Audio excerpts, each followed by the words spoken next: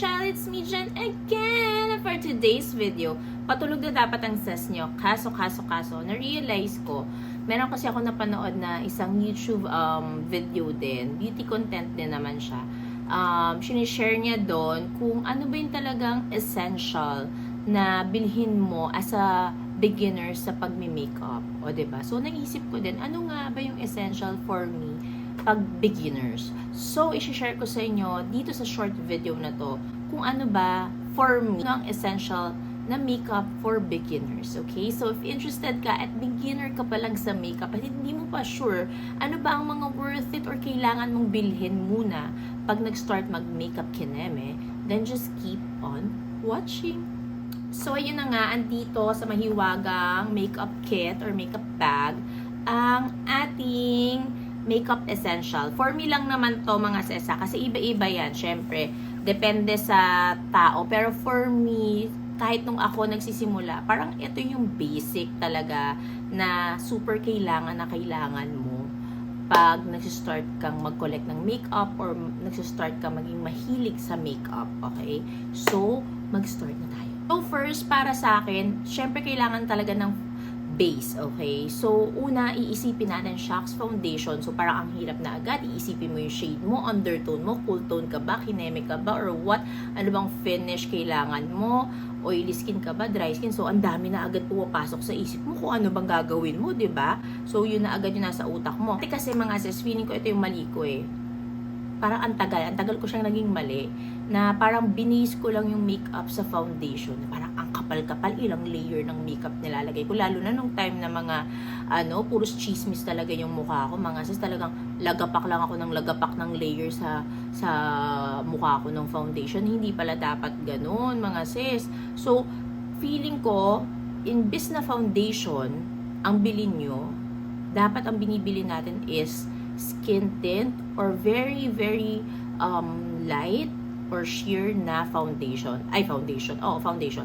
Alam niyo kung bakit? Kasi feeling ko ma-overwhelm talaga kung sino man yung bibili ng foundation na nagsisimula pa lang mag-makeup na parang ipapatong mo agad tas feeling mo hindi ka satisfied, 'di ba? So layer ka lang ng layer or makikita mo parang ibang-iba ata yung color or shade sa mukha mo, 'di ba? So pag skin tint or medyo sheer lang, hindi ka masyado ma-overwhelm agad, 'di ba? Na parang hindi ka maano na, ay shucks, tama ba tong shade or okay lang ba yung layer na nalagay ko? Kapag tint kasi, pag nag-start ka sa tint, light lang siya. Hindi siya parang magkikakey agad. Alam mo yon, sobrang sheer lang. So, ito yung marirecommend ko, mga sis, na very affordable lang din. Kasi dito lang sa local makeup market lang din naman natin siya. So, if gusto mo talaga ng very sheer lang, na very lightweight na tint, then go for Easy Active Skin Tint. Kasi ito talaga, very sheer lang siya. As in, parang balat mo lang talaga. Pero, syempre, kung may gusto kang onting itagong chismis,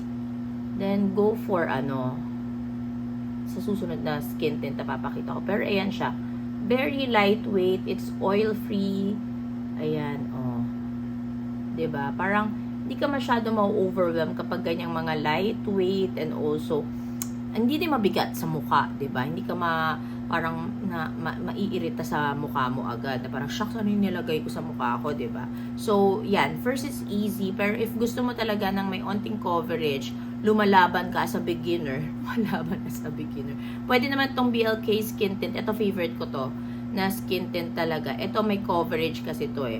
Nasa light to medium nga yung coverage nito. Ayan. O, diba?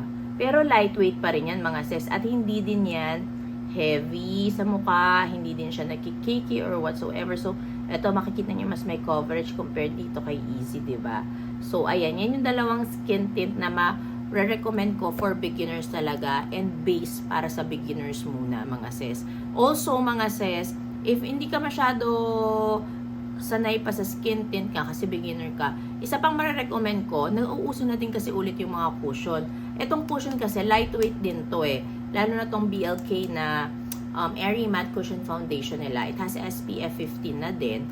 This one, mga sis, mas controllable siya and mas beginner friendly siya kasi meron ng ganito. Tapos, gaganyan mo lang. Tapos tap motion ka lang. O, mabiblend na siya agad. And may coverage din naman siya. Like a foundation. So, ganyan siya, 'di ba? Madali lang din siyang gamitin. So, I highly recommend din for beginners tong gantong mga cushion kasi mas madali siyang gamitin compare na kukuha ka pa ng brush, sponge para ba ganun-ganun. Ito, pak, ganyan lang, kiribum na, 'di ba? So, ayan, for the base, ayan talaga yung marirecommend ko based on my experience, parang mas okay to for beginners muna, mga sis. Next naman, mga sis, is concealer. Very important yung concealer, lalo na sa mga, ang tawag dito, mga no makeup look na mga mahilig na mag-makeup. And also, yung mga bagets na beginners lang talaga na gusto lang tapalan yung mga chismis nila. So, marirecommend ko talaga, dapat meron kang magandang concealer na full coverage talaga. Ako, nung nagsimula ako, ito talaga yung concealer na ginagamit ko. Hindi ako sponsored dito, mga sis. Pero, alam niyo yan, itong L'Oreal Infallible na to, sobrang tatag nito and hindi ka talaga niya iiwanan sa ere kahit anong mangyari. May amoy lang siya. May amoy lang siya. Pero, titiisin mo na lang kasi grabe yung coverage niya. Hindi naman niya ikaw iiwan sa ere. Very beginner friendly to. Kahit yung Maybelline na Age Rewind, sobrang nice nun. Kailangan mag-invest ka sa magandang concealer kasi kapag yung concealer na nakuha mo is yung nagki-cake and everything, good luck na lang sa makeup mo, sis. So, kailangan mag-invest ka talaga sa may full coverage din talaga, ganyan. Pero kung hindi ka mahilig, feeling mo naman, hindi mo kailangan ng sobrang full coverage, then I highly recommend itong si Easy & Co. Kasi enough lang yung coverage niya para, alam mo yun, tapalan yung mga simpleng chismis and very lightweight. Ayan, perfect na perfect to pag kinombo mo sa mga skin tints, sa cushion. Very, very nice tong concealer na yan. So, etong dalawa yung concealer na marirecommend ko sa inyo for beginners, si L'Oreal Infallible and also si Easy. Definitely essential talaga ang concealer for me, for beginners lalo. Next naman, mga sis, ito very, very, very important. Sobrang very, kaya very, very talaga. Blush. Blush talaga. So, itong blush, mga sis, dami ko napagdaanan nung beginner ako na may powder, may cream, meron ding liquid, merong, ano ba yung mga cushion pa na powder, blush, ganyan-ganyan. Pero ako, feeling ko talaga, ang pinaka-okay is yung mga gantong blush, yung mga liquid na ganyan. Yung ganto ha, hindi yung very runny. Kasi kapag very runny, medyo mahirap siyang kontrolin, alam niyo yun. Pero pag yung ganito lang, matatansya mo siya kung gaano kadami lang yung ilalagay mo. Ayan, tapos i-blend mo. Tapos I highly recommend na nandun ka dapat sa gitnang shade. Huwag yung sobrang pink, huwag yung sobrang red, huwag yung sobrang nude. Dapat nandun ka sa gitna lang kung beginner ka. Kasi nga, syempre, hindi mo pa matansya kung ano yung babagay sa'yo na blush, ba diba? So, for me lang naman, dapat nandun ka sa middle. Nasa may medyo neutral na cool tone. Nasa gitna ka ng warm, ganon. Medyo pink na peachy, nude, ganon. Nasa gitna ka dapat, mga sis, okay? Hands or blush na ma-recommend ko is definitely this one kay Get Ready With Me. This is in the shade Bingsu. Sobrang nice na itong shade na to. Also, mga sis, very nice tong bago ni Ever Bilena. This is their, ang tawag dito, Pillow Pop Liquid Blush in the shade Fresno. Sobrang nice. Kakagamit ko lang siya kanina. And very, very nice sa warm or cool undertone. Sobrang nice niya. Ayan yung mga magagandang blush, mga sis. Also, if gusto nyo din yung kay ito, Lucky Beauty in the shade Crush. Very nice. And last is, ano pa ma-recommend ko? Wait. You can also try si Garden Rose ni Tevian. Wait, ito. Garden Rose ni Tevian. Very nice din to, mga sis. Ayan. Ganyan siya. So, ganyang mga shade dapat yung kukunin nyo, okay? Para hindi kayo masyado ma-overwhelm. Next naman is for the powders, mga sis. I highly recommend yung translucent, yung wala masyadong coverage. Etong si Strokes Flawless Veil Finishing Powder. Wala tong gaanong wala siyang gaanong coverage. Ganyan siya. I like this. Sobrang nice. And also, etong kay Easy. Wala din siyang coverage. Ayan. Kaya, very nice to. Hindi siya nakaka-overwhelm. Hindi siya heavy. Very lightweight lang siya. And if you will ask me, bakit hindi si Get Ready With Me, di ba favorite ko yun? Yes, of course, super favorite ko yun. Kaso nga lang, meron siyang coverage kasi, yung Powder Rush.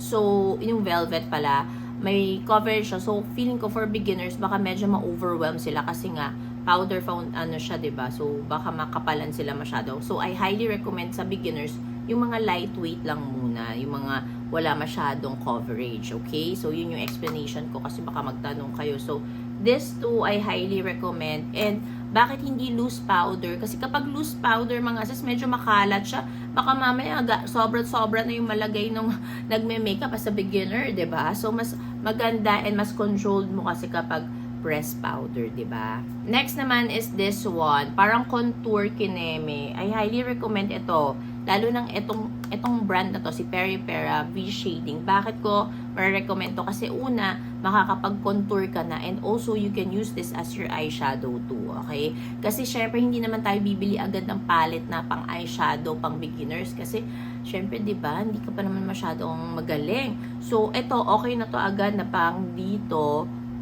panghulma, and dito sa ilong mo, panghulma din. And ito, very light lang siya. Hindi siya yung parang putik na ginaganon mo sa mukha mo. Makokontrol mo siya agad. Hindi siya very pigmented na hindi mo na mabiblend pa. Kaya, okay to mga sis. Next na essential sa akin for beginners is mascara, mga sis. O, sasabihin nyo, di ka nga mahilig sa mascara. Kasi nga, diba? Pero dati nung nagsisimula ako, nagmamaskara ako, mga sis. Alam nyo ba yon? Kasi hindi ako marunong mag-falsies pa talaga. As in, hindi ako marunong mag-falsies before. So, wala talaga akong choice kundi mag-curler kineme. Kulwari, saan pa galing yung Nichido pa nga yung pang curler ko nun. Pero ngayon, yung ginagamit ko yung kay Paul Lash na kasi ang ganda-ganda. Tapos, kailangan bibili ka ng gantong mga, yung smudge proof, yung hindi ka nagpapanda eyes. Kasi dati yung mga nabibili ko, nagpapanda eyes ako, mga sis. Ito, hindi na. Si Get Ready With Me, yung Lash Booster, volumizing, lifting mascara nila. And also, yung lengthening, okay din yon. Sobrang okay nitong mga mascara ni Get Ready With Me. Talagang hindi ka magpapanda eyes, mga sis. And lift talaga. So, I highly recommend, and this is an essential talaga, mascara. Kasi iba yung dating kapag na-lift talaga and medyo kita yung lashes mo. Ibang level siya sa makeup, mga sis. Alam niyo yan. Also, sure tayo kay Get Ready With Me na hindi ka magiging panda eyes, diba? Next naman is for the brows. Okay, for the brows, baka iniisip nyo, sasabihin ko, pencil, pen. Hindi po. Hindi po muna yun yung sasabihin ko. Kasi mahirap talaga for beginners mag-control or mag-drawing ng kilay, okay? So, I highly recommend na brow fixer or brow gel muna ang gagamitin nyo. So, ito yung tip. Kapag katulad ko kayo na makapal ang kilay, yung clear ang gamitin nyo. Pero kung manipis talaga yung kilay nyo at wala masyadong buhay talaga, yung may shade. Pero yung medyo lighter shade sa kilay mo, medyo lang ha, para alam mo yon hindi mukhang kalbo yung kilay mo. Okay mga sis, last but definitely not the least, for the lips, I highly recommend yung lightweight lang na lip tint or lip stain para naman hindi kayo ma-overwhelm. Hayaan nyo na si Hearty dyan. Nagtatatahol siya kasi may bisita kami. Pero anyways, ayan. For the lip stain or lip tint, ang ma-recommend ko sa inyo is si Lucky Beauty in the shade Smitten. Hindi si Chance. Kasi si Chance medyo nakaka-overwhelm yun eh. Pang Titas of Manila talaga siya. So, pagpabebe lang muna, si Smitten muna. And then, kasi ganito si Smitten, oh. Pabebe talaga siya. Ayan, ganyan lang si Smitten. Yan yung ma-recommend ko sa inyo, yung mga ganyan, pabebe lang muna. Lalo na pag nasa lips, sobrang ganda niya. And also, itong lip oil, lip and cheek oil ni BLK. Yung ganito lang, kasi parang hindi kayo ma-shock talaga agad sa mga kulay. Kasi minsan yun yung nakakatakot eh. Kapag unang gamit mo, parang, ano nangyari? Mali ba yung nagawa ko or whatever. Parang hindi mo pa kayang timplahin ng todo.